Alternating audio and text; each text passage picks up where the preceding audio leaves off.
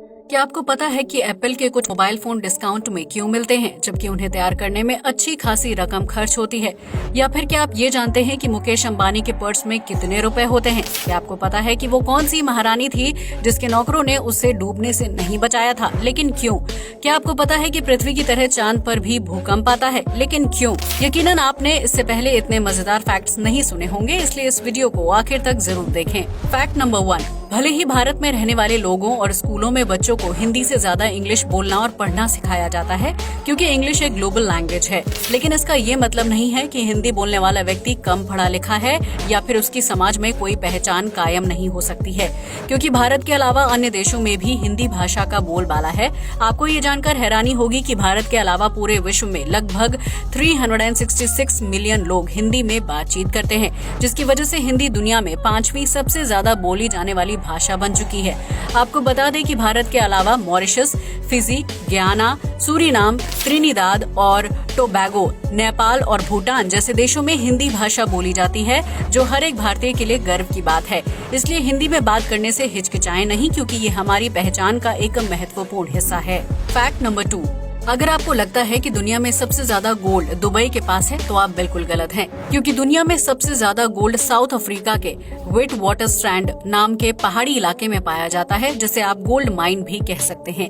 ये पहाड़ी इलाका साउथ अफ्रीका से 56 किलोमीटर की दूरी पर है, जहां मौजूद अंडरग्राउंड चट्टानों में आज भी भारी मात्रा में सोना पाया जाता है। विट वाटर स्ट्रैंड के गोल्ड भंडार से अब तक 40,000 मीट्रिक टन सोना निकाला जा चुका है, जो दुनिया के अलग अलग देशों में निर्यात किया जाता है। ऐसे में दुबई समेत दुनिया भर के अलग अलग देशों में पाए जाने वाले गोल्ड ज्वेलरी का निर्माण विट वाटर स्ट्रैंड से खोदे गए सोने से ही किया जाता है। यहाँ तक कि भारत का 9% गोल्ड भी इसी जगह से आयात किया जाता है। अगर साउथ अफ्रीका के पास पर्याप्त साधन और मुद्रा होती, तो उसके अधिकार क्षेत्र में आने वाले विट वाटर स्ट्रैंड के जरिए ये देश काफी अमीर बन चुका होता, लेकिन साउथ अफ्रीका के पास इतना पैसा नहीं है कि विट वाटर स्ट्रैंड से गोल्ड की खुदाई करने के बाद उसे पकाकर दूसरे देशों को भेज सके, जिसकी वजह से दूसरे देश यहाँ की चट्टानों से गोल्ड को निकालकर अपने यहाँ ऊंचे दामों पर बेचते हैं। फैक्ट नंबर 3, जिस तरह धरती में समय समय पर भूकंप के झटके महसूस किए जाते हैं, ठीक उसी तरह चंद्रमा पर भी भूकंप आता है। ये फैक्ट सुनने में थोड़ा अजीब जरूर लगता है, लेकिन 100% सच है। भारत के चंद्रयान 1 द्वारा प्राप्त हुए डेटा से पता चलता है कि पृथ्वी की तरह चंद्रमा पर भी प्राकृतिक आपदा आती है। हालांकि उसकी रफ्तार और संख्या धरती पर आने वाले भूकंप के मुकाबले काफी कम होती है। दरअसल चंद्रमा की सतह के अंदर भी टेक्टोनिक प्लेट्स होती हैं, जो नियमित रूप से इधर उधर चलती रहती हैं। ऐसे में कभी कभी उन प्लेट्स के आपस में टकराने की वजह से चंद्रमा पर भूकंप जैसी स्थिति पैदा हो जाती है। यही वजह है कि चंद्रमा की सतह पर कई जगहों पर दरारों वाली सतह और रेखाएं दिखाई देती हैं, जो भूकंप के हल्के झटकों के कारण पैदा होती हैं। आपको बता दें कि चंद्रमा में पूरे साल लगभग 5 भूकंप आते हैं, जिसकी गति बहुत ही धीमी होती है और इस घटना को मून क्वैक कहा जाता है। फैक्ट नंबर 4, आज के आधुनिक युग में स्मार्टफोन का चलन बहुत तेजी से बढ़ रहा है, जिसकी वजह से लोग सड़क पर चलते फिरते भी मोबाइल का इस्तेमाल करते हैं। ऐसे में कई बार बिना सिग्नल देखे मोबाइल चलाते हुए रोड क्रॉस करते हुए बड़ा एक्सीडेंट हो जाता है, जिसकी वजह से रोजाना कई लोगों की मौत हो जाती है। ऐसे में साउथ कोरिया ने सड़क हादसों को कम करने के लिए रोड पर क्रॉसिंग के पास रेड और ग्रीन लाइट्स लगा दी हैं। जब कोई व्यक्ति इन लाइट्स के पास आता है, तो उसके मोबाइल पर एक नोटिफिकेशन ऑन हो जाता है। इस नोटिफिकेशन के जरिए मोबाइल फोन का इस्तेमाल कर रहे व्यक्ति को पता चल जाता है कि वो रोड क्रॉसिंग के पास पहुंच गया है और अब उसे मोबाइल को छोड़कर सिग्नल पर ध्यान देते हुए रोड क्रॉस कर लेना चाहिए। ठीक इसी तरह की लाइट्स को जेब्रा क्रॉसिंग के बीचों बीच भी लगाया गया है, ताकि कार ड्राइव कर रहे व्यक्ति को भी मोबाइल चलाते वक्त नोटिफिकेशन आए और वो सिग्नल को देखकर अपनी गाड़ी रोक ले। ये सिस्टम साउथ कोरिया के कई शहरों में ट्रायल के लिए लगाया गया है, जो जल्द ही पूरे देश में मौजूद होंगे। फैक्ट नंबर 5, दुनिया में बहुत से लोगों के मन में बदले की भावना होती है, जिसके चलते वो बुरे से बुरा काम करने से भी पीछे नहीं हटते हैं। लेकिन आपको ये जानकर हैरानी होगी कि बदले की भावना सिर्फ इंसानों के अंदर ही नहीं होती है, बल्कि घोड़ा भी इस भावना को बहुत अच्छी तरह से समझता है। अगर कोई व्यक्ति घोड़े के साथ बुरा व्यवहार करता है या फिर उसे चोट पहुंचाने की कोशिश करता है, तो घोड़ा उस घटना को अच्छी तरह से याद रखता है। ऐसे में जब कभी घोड़े को वही व्यक्ति दोबारा से नजर आता है, तो वो अपना पुराना बदला लेने की पूरी कोशिश करता है। ऐसे में अपने साथ बुरा व्यवहार करने वाले व्यक्ति को घोड़ा दूसरी मुलाकात के दौरान चोट पहुंचाने या फिर उसे लात मारने की पूरी कोशिश करता है और कई बार इस काम में कामयाब भी हो जाता है। आपको बता दें कि जब तक घोड़ा अपना बदला पूरा नहीं ले लेता है तब तक वो अपने साथ बुरा व्यवहार करने वाले व्यक्ति को भूलता नहीं है। इसी तरह जब कोई इंसान घोड़े के साथ अच्छा व्यवहार करता है और उसके साथ प्यार से रहता है तो घोड़ा दूसरी मुलाकात में उस व्यक्ति के साथ बहुत दोस्ताना व्यवहार दिखाता है। फैक्ट नंबर 6, ये तो हम सभी जानते हैं कि शाही परिवार का रहन सहन और खान पान आम जनता के मुकाबले काफी अलग होता है, जिसके तहत कई तरह के नियम कानून बनाए जाते थे। लेकिन थाईलैंड में एक ऐसी भी महारानी थी जिसे अपने ही बनाए गए नियम की वजह से मौत के मुंह में समाना पड़ा था। दरअसल थाईलैंड के राजा मोंगुट की सुनंदा कुमारी रत्ना नाम की एक बेटी थी जिसकी साल 1880 में पानी में डूबने से मौत हो गई थी। दरअसल रानी सुनंदा नाव में बैठकर अपने महल की तरफ जा रही थी, तभी पानी के बीचों बीच नाव डूबने लगी। रानी सुनंदा के आसपास बहुत अच्छे तैराक और सैनिक थे, लेकिन इसके बाद भी किसी ने रानी को पानी में डूबने से नहीं बचाया। असल में रानी सुनंदा ने खुद को लेकर एक सख्त नियम बनाया था, जिसके तहत शाही परिवार के अलावा किसी भी आम नागरिक, नौकर या फिर सैनिक को उन्हें छूने तक की इजाजत नहीं थी। ऐसे में अगर किसी व्यक्ति से गलती से भी ये नियम टूट जाता था और वो रानी को जरा सा भी छू लेता था तो उसे तुरंत मौत की सजा दे दी जाती थी। इसी नियम का पालन करते हुए किसी भी व्यक्ति ने पानी में डूब रही रानी सुनंदा को नहीं बचाया, क्योंकि ऐसा करने के दौरान उन्हें रानी को छूना पड़ता। इस तरह अपने ही बनाए गए नियम की वजह से रानी सुनंदा की महज 19 साल की उम्र में मौत हो गई थी और उस समय वो गर्भवती भी थी। इसलिए कभी भी ऐसे नियम नहीं बनाने चाहिए जो खुद उस इंसान के लिए ही घातक साबित हो जाएं। फैक्ट नंबर 7, भारत समेत ज्यादातर लोगों में इन दिनों फूड ब्लॉगिंग और डिश की फोटो क्लिक करके सोशल मीडिया पर शेयर करने का चलन काफी तेज हो गया है, जिसकी वजह से यूजर्स को सैकड़ों लाइक्स मिलते हैं और उनकी अच्छी खासी कमाई हो जाती है।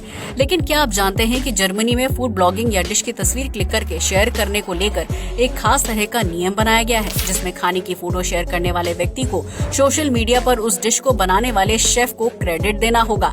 इसके साथ ही अगर उसके फोटो या वीडियो को बहुत ज्यादा लाइक्स मिलते हैं और यूजर की उससे अच्छी कमाई होती है तो उसे अपना प्रॉफिट शेफ के साथ भी शेयर करना होगा। जर्मनी में ये नियम इसलिए बनाया गया था ताकि आम लोगों को शेफ की काबिलियत का पता चल सके और वो अपने द्वारा बनाई गई डिश से थोड़ा सा मुनाफा कमा सके। फैक्ट नंबर 8, आपने कई बार आईफोन यूजर से सुना होगा कि एप्पल कंपनी के मोबाइल को हैक कर पाना नामुमकिन है, लेकिन चीन के एक युवक ने आईफोन 13 को हैक करने का कारनामा कर दिखाया है। दरअसल चीन में हर साल सरकार तियानफू कप का आयोजन करती है, जिसमें पूरे देश के हैकर्स मोबाइल और कंप्यूटर डिवाइस को हैक करने की प्रतियोगिता में भाग लेते हैं। साल 2021 में आयोजित की गई इस प्रतियोगिता के दौरान कुनलुन लैब टीम के क्वाइहू 360 नाम के हैकर ने सिर्फ 15 सेकंड के अंदर आईफोन को हैक करने का रिकॉर्ड बनाया था, जिसके बदले उन्हें काफी मोटी रकम इनाम के तौर पर दी गई थी। आपको बता दें कि कुनलुन लैब टीम के अलावा टीम पंगू ने भी एप्पल के आईफोन और आईपैड्स को हैक किया था, जिससे ये साफ हो जाता है कि एप्पल के प्रोडक्ट्स को हैक करने में चीनी हैकर्स सबसे आगे हैं।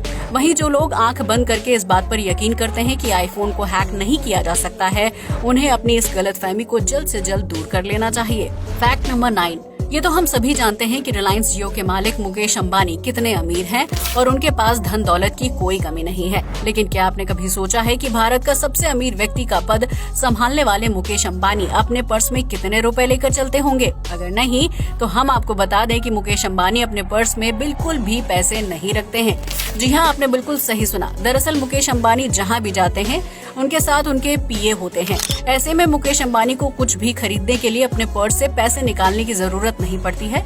वो अपने पास पर्स रखते हैं जिसमें कुछ ID cards, passport size photo होती हैं।